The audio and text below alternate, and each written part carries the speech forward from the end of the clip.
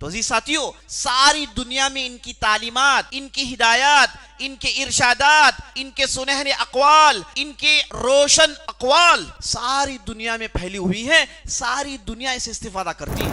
اس لیے اس رسول اکرم صلی اللہ علیہ وسلم کا ذکر خیر ہوتے رہنا چاہیے، اور ان کی سیرت کو لے کر ہمیں بڑے سنجیدگی کے ساتھ، چوکنگی کے ساتھ یہ کام کرنا ہے کہ ان کی سیرت کو لوگوں تک پہنچانا ہے۔ انہوں نے کیسے زندگی گزاری، ان کے کیا کارنامے ہیں، غیر تو غیر مسلمان بھی نہیں جانتے عزیز ساتھیو، مسلمان واقف نہیں ہے نبی صلی اللہ علیہ وسلم کی زندگی سے، تو ان کی سیرت کو نشر و اشاعت، ان کی سیرت کو لوگوں تک پہنچانا یہ ہم مسلمانوں پر فرض ہے۔ اعوذ باللہ من الشیطان الرجیم، بسم اللہ الرحمن الرحیم۔ تمام قسم کی تعریفیں و بڑائی و بزرگی اللہ رب العالمین کے لیے ہے، جو خالق کائنات ہے، مدبر حقیقی ہے، خالق حقیقی ہے اور مالک حقیقی ہے۔ لاکھوں کروڑوں درود و سلام ہو محمد رسول اللہ صلی اللہ علیہ وسلم پر، جنہیں اللہ تعالیٰ نے سارے کائنات کے لیے رحمت بنا کر مبعوث کیا۔ میں اللہ رب العزت کی بارگاہ میں دست بدعا ہوں کہ اللہ سبحانہ و تعالی جس طرح ہمیں اس مبارک مجلس میں ان مبارک چہروں کے ساتھ، اس مبارک موضوع کے ساتھ جمع کیا ہے، اسی طرح ہمیں جنت الفردوس میں جمع کریں، آمین یا رب العالمین۔ ہم مسلمان محمد رسول اللہ صلی اللہ علیہ وسلم کے پیرو، ان کی اتباع کرنے والے، ان کے نقش قدم پر چلنے والے، ہم انہیں ہمیشہ یاد رکھتے ہیں اور یاد رکھنا بھی چاہیے۔ لیکن جیسے کہ کہا جاتا ہے، کثرت المساس تقل الاحساس، کوئی چیز زیادہ سننے کو ملے، زیادہ دیکھنے کو ملے، زیادہ استعمال کرنے کو ملے، اگرچہ کہ وہ بہت بڑی اہمیت والی ہو، لیکن اس کے تعلق سے ہمارے دل میں احساسات کم ہو جاتے ہیں، چونکہ وہ چیز عام ہے، مل رہی ہے، تو انسانی فطرت ہے کہ اسے لے کر احساسات کم ہو جاتے ہیں، اس کی اہمیت دل میں گھٹ جاتی ہے۔ ایسا ہی کچھ معاملہ ہے ہم مسلمانوں کا۔ ہمارے پاس جس رسول کی تعلیمات ہیں، ہم جس رسول کی اتباع کرتے ہیں، جس رسول کی ہمارے پاس سیرت ہے، یہ ایسا خزانہ ہے، اس کا مثیل و نظیر ساری دنیا میں کہیں اور نہیں۔ ایک ایسی شخصیت ہے، ایک ایسا رسول اور ایسا نبی ہے کہ اللہ اکبر، اس کی مثال تاریخوں میں نہیں ملتی۔ اور ہم مسلمان بڑی آسانی سے کہتے ہیں کہ ہم محمد رسول اللہ صلی اللہ علیہ وسلم کے پیرو ہیں، لیکن ہم میں سے بہت ہی کم ایسے افراد ہیں جو اس لفظ کے درد کو سینے میں محسوس کرتے ہوں، اس لفظ کی اہمیت سینے میں اسے محسوس کرتے ہوں، یہ جو ہم کہہ رہے ہیں اس کا شعور ہم اپنے دماغ میں رکھتے ہوں۔ محمد رسول اللہ کوئی معاملی نام نہیں ہے، یہ شخصیت کوئی معاملی شخصیت نہیں ہے، یہ ایسی شخصیت ہے جس کے بارے میں اللہ سبحانہ و تعالی نے اپنے کلام پاک میں جا بجا گن گن کر ان کی تعریف کی ہے۔ تصور کریں، اللہ رب العالمین کا کلام ہے، سارے کائنات کے خالق کا کلام ہے، یہ جو کچھ بھی ہم دیکھ رہے ہیں اس کے مالک کا کلام ہے اور آخری کلام ہے۔ اس کلام کے اندر محمد رسول اللہ صلی اللہ علیہ وسلم کی جا بجا تعریف کی، نہ کہ صرف ان کی تعریف، ان کی پذیرائی ہوئی، بلکہ پورے کا پورا کلام ان پر اتارا گیا ہے۔ اہل علم ارشاد فرماتے ہیں، اگر اس پورے قرآن کے چند الفاظ کسی ایک آدمی پر اتارے جائیں تو اس کا شرف آسمان کو چھو جائے گا، اس کی اہمیت پہاڑوں سے بلند ہو جائے گی۔ یہاں پر پورے کا پورا کلام 114 سورے 6000 سے زائد آیتیں اس مبارک اس رسول اقدس پر اللہ سبحانہ وتعالی نے نازل کی، تو یہ کوئی معمولی چیز نہیں ہے عزیز ساتھیو۔ ہم اور آپ کو چاہیے کہ اس تعلق سے شعور پیدا کریں اور اس تعلق سے ہمارے اندر احساس پیدا ہو اور جانے کہ ہم کس رسول کے متبع ہیں۔ اللہ اکبر۔ رسول اللہ صلی اللہ علیہ وسلم کے بارے میں نہ کہ صرف مسلمان بلکہ غیر مسلمان جن لوگوں نے خوب تحقیق کی، جن لوگوں نے تاریخ کے اوراق کو الٹ الٹ کے تاریخی شخصیات کو پڑھ پڑھ کے انہیں معلوم ہو گیا کہ کیسی شخصیت اور اس کے کیا کارنامے ہوتے ہیں، اس پر ان لوگوں نے خوب لکھا۔ تو جب محمد صلی اللہ علیہ وسلم پر یہ لوگ گفتگو کرتے ہیں، کہتے ہیں کہ صرف ان کے کارناموں میں ایک کارنامہ اس پر اگر غور کیا جائے تو یہ کارنامہ ہی کافی ہے انہیں ساری دنیا کے انسانوں سے سب سے بہتر انسان بنانے کے لیے۔ وہ کارنامہ یہ ہے کہ صرف 23 سال میں، صرف 23 ایئرز میں عرب کے بدو جاہل جن لوگوں نے بت پرستی کو اپنا شیوا بنایا ہوا تھا، جن کے پاس بت پرستی ان کے رگ و ریشے میں دوڑتی ہے، جن لوگوں نے حیا، شرم، دوسرے اچھے اخلاق کو بیچ کر بے حیائی کو اپنا دین سمجھا ہوا تھا، جہاں پر بے انصافی، ناعدلی، ننگا ناچ ناچ رہی تھی، وہاں پر یہ رسول کی بعثت ہوتی ہے۔ یہ آتے ہیں، انہوں نے صرف 23 سال میں، 13 سال مکے میں اور 10 سال مدینے میں، اس مختصر سے عرصے میں ایسی تبدیلی لائی، ایسا روح پھونکا کہ یہ بدو جاہل گوار لوگ ساری دنیا میں حکومت کرنے کے قابل ہو جاتے ہیں، ساری دنیا کو راہ ہدایت پر چلانے کی قابلیت ان کے اندر پیدا ہو جاتی ہے۔ یہ کوئی معمولی کارنامہ نہیں ہے۔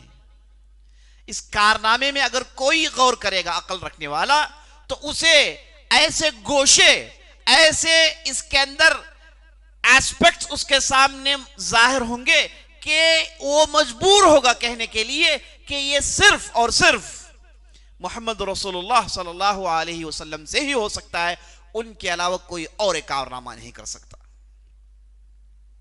محمد رسول اللہ صلی اللہ علیہ وسلم کا جب ہم نام لیتے ہیں، جب ہم ان کے کارنامے، ان کی کامیابیوں کو پڑھتے ہیں، تو عزیز ساتھیوں، ہم مسلمانوں کا عالم یہ ہے، چونکہ ہم اسے سن سن کے تقریباً سن ہو چکے ہیں، یہ احساسات ہمارے ختم ہو رہے ہیں۔ عزیز ساتھیوں، محمد رسول اللہ صلی اللہ علیہ وسلم کی شخصیت اور ان کا احسان سارے دنیا کے انسانوں میں ہے، بلکہ یہاں تک کہا جاتا ہے اگر محمد رسول اللہ صلی اللہ علیہ وسلم کی تعلیمات دنیا سے ہٹا لی جائے، انہوں نے جو روشن تعلیمات دی ہے، جو لوگوں کو سکھایا ہے، ان چیزوں کو دنیا سے ہٹا لیا جائے تو دنیا میں ننگا ناچ ہوگا، دنیا میں ظلم اور استبداد کی حکومت ہوگی، انسان جی نہیں سکتے۔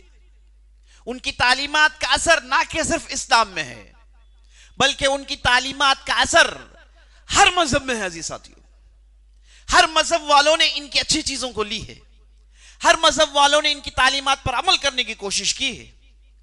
آج بھی یورپ کے اندر لوگ جاتے ہیں، امریکہ کے اندر لوگ جاتے ہیں، وہاں کے لوگوں کے میل ملاپ کو لے کر تعریف کرتے ہیں اور کہتے ہیں کہ یہ میل ملاپ اصل میں ان لوگوں نے اسلام سے لی ہے اور نبی الرحمہ صلی اللہ علیہ وسلم کی تعلیمات سے لی ہے۔ تو عزیز ساتھیوں، ساری دنیا میں ان کی تعلیمات، ان کی ہدایات، ان کے ارشادات، ان کے سنہرے اقوال، ان کے روشن اقوال ساری دنیا میں پھیلی ہوئی ہیں، ساری دنیا اسے استفادہ کرتی ہیں۔ تو اس لیے اس رسول اکرم صلی اللہ علیہ وسلم کا ذکر خیر ہوتے رہنا چاہیے، اور ان کی سیرت کو لے کر ہمیں بڑے سنجیدگی کے ساتھ، چوکنگی کے ساتھ یہ کام کرنا ہے کہ ان کی سیرت کو لوگوں تک پہنچانا ہے.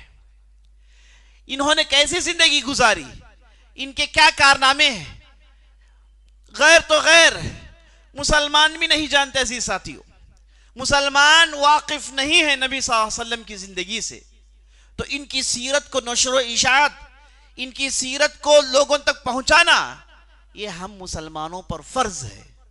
کیونکہ نبی صلی اللہ علیہ وسلم کی سیرت ایک کتاب و سنت کے درمیان برج ہے. اگر کوئی آدمی اللہ کے کلام کو سننا چاہتا ہے، سمجھنا چاہتا ہے، اگر کوئی احادیث کو سمجھنا چاہتا ہے، یاد رکھ لیجئے سیرت کے علاوہ اس کے پاس کوئی دوسرا حل نہیں ہے، کوئی دوسرا راستہ نہیں ہے. تو میں بتا رہا تھا نبی صلی اللہ علیہ وسلم کی شخصیت، ان کے بارے میں، ان کے فضائل اللہ نے جا بجا بیان کی. اللہ نے قرآن میں ایک جگہ ارشاد فرمایا، انک لعلی خلق عظیم. اے نبی صلی اللہ علیہ وسلم، بلا شبہ آپ کو جو اخلاق دیے گئے ہیں، آپ اخلاق کے اونچے معیار پر فائز ہیں، آپ کے اخلاق سب سے عمدہ ہیں. عزیز ساتھیو، ہم انبیاء علیہ السلام کے بارے میں پڑھتے ہیں، جب کسی نبی کا نام سامنے آتا ہے تو اس کا ایک معجزہ سامنے آ جاتا ہے. جب ہم ابراہیم علیہ السلام کی بات کرتے ہیں تو ان کے مناظرے یاد آتے ہیں، اور قوم میں انہیں آگ میں ڈالا وہ چیز یاد آتی ہے. موسیٰ پر گفتگو کرتے ہیں تو موسیٰ کی چھڑی یاد آتی ہے، اس سمندر کو چاک کرنے کے واقعات یاد آتے ہیں، اور فرعون کے ساتھ ان کے مناظرے یاد آتے ہیں. اور جب عیسیٰ علیہ السلام پر گفتگو کرتے ہیں تو عیسیٰ علیہ السلام کے معجزے، مردوں کو زندہ کرنا، بیماروں کو شفا یاب دینا، یہ چیزیں یاد آتی ہیں. اور جب نوح علیہ السلام پر گفتگو کرتے ہیں تو ان کے 950 سال صرف دعوت کے، یہ ذہن میں بات آتی ہے. لیکن جب محمد رسول اللہ پر گفتگو ہو، جب اللہ کے رسول پر گفتگو ہو، تو لا محالہ ان کے اخلاق پر گفتگو ہونی ہی ہونی ہے. آپ صلی اللہ علیہ وسلم اخلاق سے جڑے ہوئے ہیں. آپ صلی اللہ علیہ وسلم نے جن تبدیلیوں کو لایا، جن چیزوں کو بدلا، عربوں کو بدلا، یاد رکھ لیجئے یہ ان کے اخلاق تھے، یہ ان کی انداز تھا، یہ ان کے اچھے اخلاق تھے جن کی وجہ سے انہوں نے ساری تبدیلیاں لائی. تو محمد رسول اللہ صلی اللہ علیہ وسلم اخلاق سے جڑے ہوئے ہیں، ان کی تعلیمات اخلاق پر مبنی ہے. انہوں نے کہا، ان اقربکم منی منزلا یوم القیامہ احاسنکم اخلاقہ. قیامت کے دن میرے قریب تم میں سے وہ لوگ ہوں گے جن کے اخلاق سب سے بہتر ہوں گے. تم میں سے جن کے اخلاق سب سے بہتر ہیں وہ میرے قریب ہوں گے. وَإِنَّ أَبْعَدَكُم مِّنِّي مَنزِلًا يَوْمَ الْقِيَامَةِ. تم میں سے سب سے زیادہ دور مجھ سے وہ لوگ ہوں گے قیامت کے دن جن کے اخلاق اچھے نہیں ہوتے. ایک دوسری حدیث میں آپ صلی اللہ علیہ وسلم ارشاد فرمایا، اکثر ما يدخل الجنہ التقوی وحسن الخلق. سب سے زیادہ لوگوں کو جنت میں ڈالنے والی چیز اللہ کا ڈر، نمبر 2 اچھے اخلاق. یہ نبی صلی اللہ علیہ وسلم کی تعلیمات تھے. عزیز ساتھیو، آپ صلی اللہ علیہ وسلم نے جتنے اخلاق کو لے کر باتیں سنائی، ساری دنیا میں کسی نے نہیں سنائی. اخلاق کے بنیادی ارکان پر آپ صلی اللہ علیہ وسلم نے عمل کیا اور دھڑلے سے عمل کیا، اور ساری دنیا کو بتایا کہ اخلاق ایسے ہی اپنائے جا سکتے ہیں. یاد رکھ لیجئے، اخلاقوں میں سے سب سے اہم ایک اخلاق، ایک خلق انصاف قائم کرنا ہے. انصاف قائم کرنا ہے. اس بابت جب نبی صلی اللہ علیہ وسلم کی سیرت ہم پڑھتے ہیں تو آپ صلی اللہ علیہ وسلم نے اس بابت، اس عدل میں، اس انصاف میں جو نمونے قائم کیے ہیں، بڑے عجیب و غریب نمونے ہیں. ایک مرتبہ چند صحابہ آئے نبی صلی اللہ علیہ وسلم کے پاس. ان کا نام تھا اسامہ بن زید، جو آپ صلی اللہ علیہ وسلم کے بڑے چہیتے صحابی تھے. انہوں نے آ کر نبی صلی اللہ علیہ وسلم سے کہا، یا رسول اللہ، آپ نے جس مخزومیہ عورت کے تعلق سے کہا کہ اس کے ہاتھ کاٹیں کیونکہ اس نے چوری کی، یا رسول اللہ وہ بنو مخزوم کی ہیں. بنو مخزوم عربوں کے درمیان قریش کا ایک مشہور شاخ ہے. ان میں سے بڑے بڑے صحابہ بھی ہیں اور بڑے بڑے مشرکین بھی ہیں. بڑا مشہور قبیلہ بنو ہاشم کے ٹکر کا قبیلہ. ان میں سے ایک عورت نے جب چوری کر لی تو نبی صلی اللہ علیہ وسلم نے کہا کہ اس کے ہاتھ کو کاٹا جائے. اسلام کا حکم، اسلام کا جو سزا ہے اسے اس پر نافذ کرنے کا نبی صلی اللہ علیہ وسلم نے حکم دیا. ہوا کیا؟ لوگ بھڑک گئے، کہا کہ اس عورت کا ہاتھ کاٹیں گے، یہ تو فلاں فلاں مقام والی ہے، فلاں فلاں مرتبے والی ہے. لوگ گئے، اسامہ بن زید سے کہا کہ آپ سفارش کریں. اسامہ بن زید سفارش کرنے کے لیے آ گئے اور بعد میں پتا چلا کہ انہوں نے بہت بڑی غلطی کی. نبی صلی اللہ علیہ وسلم نے جب ان کی سفارش سنی، آپ صلی اللہ علیہ وسلم کا چہرہ سرخ پڑ گیا. آپ صلی اللہ علیہ وسلم کا چہرہ اس وقت سرخ پڑتا ہے جب آپ صلی اللہ علیہ وسلم کو انتہائی غصہ جاتا ہے. تو اسامہ بن زید سمجھ گئے کہ میں نے کچھ غلطی کی. اور اس کے بعد نبی صلی اللہ علیہ وسلم نے کہا اتشفع فی حد من حدود اللہ. اے اسامہ تجھے کیا ہو گیا ہے؟ اے اسامہ تو اللہ کے مقرر کردہ سزاؤں میں سے ایک سزا جسے میں نافذ کرنے کا حکم دے دیا ہے، اس تعلق سے تم سفارش کر رہے ہو کہ میں اس سزا کو ہٹا دوں. اے اسامہ یہ اللہ کے حدود ہیں، یہ اللہ کے مقرر کردہ سزائیں ہیں، تو اس میں سفارش کر رہا ہے. تو اسامہ بن زید اپنے بھولے پن سے انہوں نے سفارش کر ڈالی. بعد میں انہوں نے کہا کہ میں نے خوب توبہ کیا اور میں نے کہا کہ اے کاش میں اس کے بعد اسلام قبول کیا ہوتا. اس حد تک ان کا معاملہ پہنچ گیا تھا. تو نبی صلی اللہ علیہ وسلم نے اس کے بعد کہا اے لوگو سن لو، دیکھیے انصاف، اے لوگو سن لو، واللہ لو فاطمہ بنت محمد سرقت لقطعت یدہا. اے لوگو محمد کی بیٹی فاطمہ بھی اگر چراتی تو میں اس کے ہاتھ کو کاٹتا. فاطمہ بھی اگر چراتی میں اس کے ہاتھ کو کاٹتا. عزیز ساتھیوں، لیڈرز وہ ہوتے ہیں ساری دنیا میں، ہم نے ایسے ہی لیڈرز کو دیکھا ہے، احکامات دوسروں کے لیے ہوتی ہیں، ان پر کوئی حکم جاری نہیں ہوتا، ان پر کوئی حکم چلتا ہی نہیں. وہ تو احکامات دوسروں کے لیے ہوتے ہیں، ان کے لیے کوئی ہوتا نہیں. یہ پہلا آدمی ہے جس نے جو کہا اس پر عمل کیا، دوسروں کے لیے جو حکم تھا وہ اپنے لیے لاگو کیا. یہ محمد رسول اللہ صلی اللہ علیہ وسلم کے علاوہ کوئی اور دوسری شخصیت نہیں. آپ صلی اللہ علیہ وسلم کا انصاف. عزیز ساتھیوں، اور ایک واقعہ سن لیجیے. یہ بدر کا موقع تھا. ہم جانتے ہیں بدر کی لڑائی کے بعد تقریباً 70 سے زیادہ مشرکین کو قید کر لیا گیا اور مسلمانوں کے حوالے میں تھے وہ. اور نبی صلی اللہ علیہ وسلم نے اعلان کیا کہ تم لوگ اپنے جان کو بچانا چاہتے ہو تو فدیہ ادا کرو، اپنے آپ کو رہا کر لو. تو جب نبی صلی اللہ علیہ وسلم نے اعلان کیا تو مشرکین نے مکے میں جو ان کے رشتہ دار سے ان لوگوں نے پیسے منگوائے. تو لوگوں نے پیسے بھیجے، جن کے پاس پیسے تھے وہ رہا ہو کر چلے گئے، اور جن کے پاس پیسے نہیں تھے نبی صلی اللہ علیہ وسلم نے کہا کہ تم میں سے جو لوگ لکھنا پڑھنا جانتے ہیں، ہم میں سے 10 آدمی کو لکھنا پڑھنا سکھا اور اس کے بعد رہائی حاصل کر لو. ایسے ہی ہوا. اس موقع پر ہوا یہ کہ یہ جو 70 مشرکین جو تھے ان میں سے نبی صلی اللہ علیہ وسلم کے ایک داماد جن کا نام ابو العاص تھا وہ بھی قید میں تھے. وہ بھی لڑائی لڑ رہے تھے مشرکین کی طرف سے، اسلام قبول نہیں کیا تھا انہوں نے، تو وہ بھی قید کر لیے گئے. تو انہیں رہا کرنے کے لیے نبی صلی اللہ علیہ وسلم کی بیٹی جو اس وقت مکے میں تھی، جن کا نام زینب تھا یا غالباً ام کلثوم تھا، انہوں نے وہاں سے زیور بھیجے بطور فدیہ. تو جب نبی صلی اللہ علیہ وسلم کے ہاتھ میں وہ زیور آئے تو آپ صلی اللہ علیہ وسلم کے آنکھیں نرم پڑ گئی. آپ صلی اللہ علیہ وسلم کے دل میں رقت طاری ہو گئی، کیونکہ یہ جو زیور تھے یہ خدیجہ رضی اللہ عنہا کے زیور تھے. انہوں نے اپنی بیٹی کو شادی کے موقع پر دیا تھا. یہ جیسے ہی زیور آپ صلی اللہ علیہ وسلم نے دیکھے، آپ صلی اللہ علیہ وسلم کے اندر رقت طاری ہو گئی. بات یہاں سے ختم نہیں ہوئی. آپ صلی اللہ علیہ وسلم نے ان زیوروں کو دیکھا اور دیکھ کر پلٹ کر صحابہ سے پوچھتے ہیں اگر تم لوگوں کی اجازت ہو تو میں یہ صاحب سے زیور نہیں لیتا، یہ صاحب کو ہم ایسے ہی ریا کر سکتے ہیں. اور بڑے بڑے صحابہ تڑپ کر رہ گئے، آنکھوں میں آنسو آ گئے. کہا اللہ کے رسول آپ ہم سے اجازت پوچھ رہے ہیں، آپ اللہ کا کلام سناتے ہم مانتے ہیں، آپ آخرت کی بات بولتے ہم مانتے ہیں، آپ ہم سے اجازت لے رہے ہیں. بڑے بڑے صحابہ تڑپ گئے، لیکن انصاف کا معیار تھا کہ جب تک پورے اجازت نہ دیں یہ زیور واپس نہیں کیا جائے.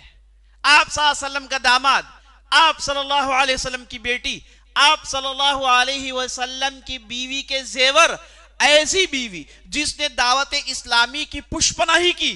جب آپ صلی اللہ علیہ وسلم کو لوگ انکار کر رہے تھے تو یہ ایسی عورت تھی جو ان کے ساتھ کھڑی ہوئی تھی. ایک اکیلی عورت ساری دنیا سے ان کے لیے دشمنی مول لیتی ہے، ایسی عورت کی بیٹی جن کی ایسی قربانیاں. وہاں پر تو اگر کوئی ہوتا تو پہلے سے ہی داماد کو رہا کر دیتا ہے کہ نہیں؟ لیکن یہ محمد رسول اللہ صلی اللہ علیہ وسلم کے انصاف کا معیار ہے. کہا کہ اگر آپ کی اجازت ہو تو میں اس زیور کو واپس کر دیتا ہوں. صحابہ رو کر رہ گئے اس موقف کو دیکھ کر، اور تاریخ ہمیں بتاتی ہے کہ انصاف ایسے ہی کیا جاتا ہے. اور آپ صلی اللہ علیہ وسلم کے اخلاق پر اگر گفتگو کرتے جائیں تو کرتے رہ جائیں. تو اسی ساتھیوں، ہم مسلمان جو اس رسول کے متبع ہیں، ان کی یاد ہمیشہ ہمارے ذہنوں میں ہوتی ہے، لیکن یہ احساسات ہمارے ساتھ جڑنے ہیں. اسی لیے نبی صلی اللہ علیہ وسلم نے کہا کہ ہمارے احساسات چونکہ ان سے جڑے رہیں اور ہم ہمیشہ ان کی قربانیاں اور ان کی تعلیمات کو یاد رکھیں. نبی صلی اللہ علیہ وسلم نے ہمیں کہا کہ تم لوگ مجھ پر صلوات بھیجو. آپ صلی اللہ علیہ وسلم نے کہا من صلی علیہ عشرا صلی اللہ علیہ عشرا، اگر کسی نے مجھ پر 10 بار صلوات بھیجے تو اللہ سبحانہ وتعالی اسے 10 بار معاف کرتا ہے، اور اس 10 صلوات کے بدلے 10 درجے بلند ہوتے ہیں، اور اس 10 صلوات کے بدلے 10 نیکیوں کو جھڑا دیا جاتا ہے، تاکہ ہمارا اور اللہ کے رسول کا تعلق ہمیشہ قائم رہے. عزیز ساتھیوں، آپ صلی اللہ علیہ وسلم ایک جگہ کہتے ہیں کہ مجھے اللہ نے 5 چیزوں کو اسپیشل دیا ہوا ہے، مجھے 5 چیزیں خاص طور پر اللہ نے دیے ہیں. کہتے ہیں کہ اعطیت جوامع الکلم، میں جو بھی ایک بھی لفظ بولوں اس کے اندر ہزاروں معنی ہوتے ہیں. اللہ اکبر. اعطیت جوامع الکلم ونصرت بالرعب مسیرۃ شہر، اور میرا رعب میرے دشمنوں پر 1 مہینے کے فاصلے پر ہوتا ہے.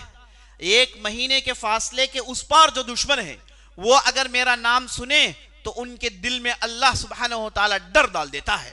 وَأُحِلَّتْ لِيَ الْغَنَائِمْ، میرے لیے اللہ نے مال غنیمت کو حلال قرار دیا.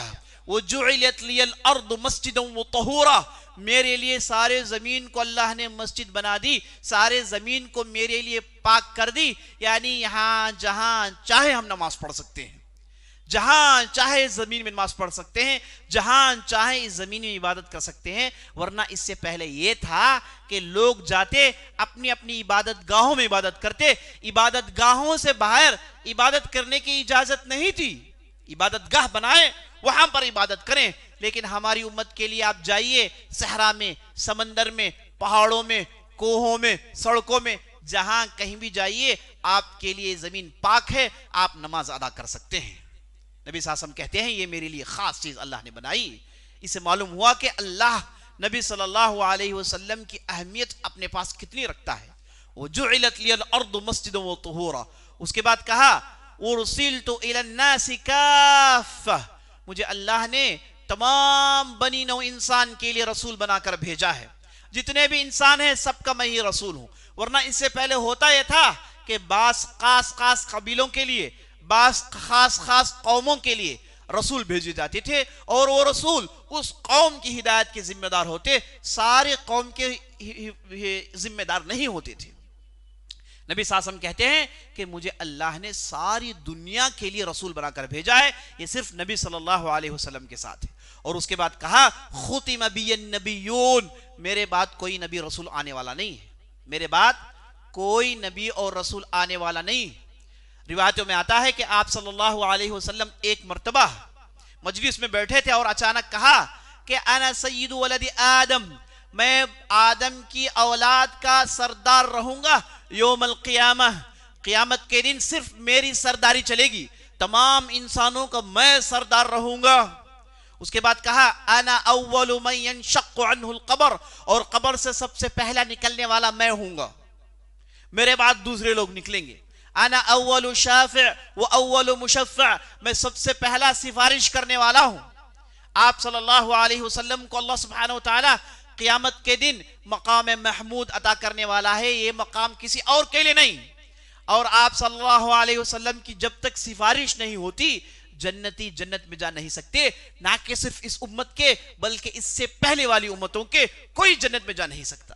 تو عزیز ساتھیو، نبی صلی اللہ علیہ وسلم کے فضائل پر گفتگو کرنا یہ سمندر میں چھلانگ لگانے کے برابر ہے، لیکن میں صرف ایک کوشش کر رہا تھا کہ ہمارے جو احساسات نم ہو گئے ہیں ان احساسات کو جگاؤں اور جان لیں ہم کہ ہم کس رسول کے متبع ہیں۔ اللہ سبحانہ و تعالی ہماری بات میں تاثیر پیدا کرے۔ ھذا باللہ والتوفیق، صلی اللہ علیہ وسلم محمد۔